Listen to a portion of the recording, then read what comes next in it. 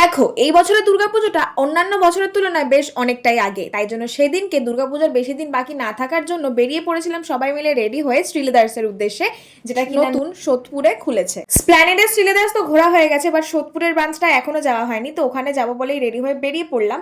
নিচে এসে পাশের দোকান থেকে একটা ললিপপ কিনে নিলাম, তারপর আমার বোনের বান্ধবীরা এসেছিল দেখা করতে, তো ওদের সবার সঙ্গে একটুখানি দেখা করে নিলাম, এন্ড তারপর আমরা চলে গেছিলাম শ্রীলেদার্সের দিকে। দেখো, শপিং এর কথা বললে আমার সব থেকে বেশি ভালো লাগে মেকআপ, পারফিউম অ্যান্ড ড্রেসের শপিং করতে। জুতোর শপিংয়ে আমার অত বেশি ইন্টারেস্ট নেই, বাট স্টিল দুর্গাপুজো আসছে তো নতুন জুতো তো অবশ্যই কিনতে হবে।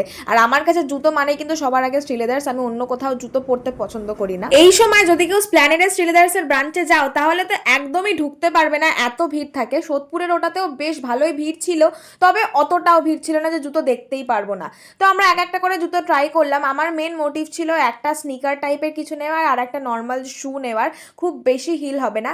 এই কালো স্নিকার অ্যান্ড এই সাদা স্নিকারটা আমার বেশ ভালো লেগেছিল, তোমরা গেস করতে পারো আমি কোনটা নিয়েছি।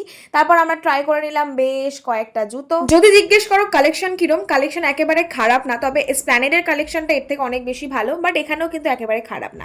যাই হোক, নিজের পছন্দ মতো জুতোটাকে চুজ করে নিলাম। আমার বোন তো জুতো চুজ করতেই পারছিল না, অনেক ঘোরাঘুরি করছিল, তারপরও পছন্দ মতো একটা চুজ করলো। অ্যান্ড তারপরে আমরা চলে এলাম নিচে, যেখানে ছিল ব্যাগের কালেকশন। ও মাই গড, এ তো দেখে আমি পুরো পাগল হয়ে গেছি, এত সুন্দর সুন্দর ব্যাগ ছিল ওখানে, আমি জাস্ট চোখ ফেরাতে পারছিলাম না সবকটা ব্যাগের দিক থেকে। যাই হোক, আমার আলমারি ভর্তি ব্যাগ রয়েছে, তাই জন্য ব্যাগের দিকে আর না তাকিয়ে দুটো তিনটে বেল্ট নিলাম, আর তারপর ওখান থেকে বেরিয়ে গেলাম শপিং শেষ করে। সোদপুরে রয়েছি, কোনো খাবার দাবার না খেলে হয় বলো? ওখানে এত বেশি রেস্টুরেন্ট রয়েছে, যারা সোদপুর সাইডে থাকো তারা জানবে এখানে এত সুন্দর সুন্দর ধাবা বলো, রেস্টুরেন্ট বলো, সব রয়েছে।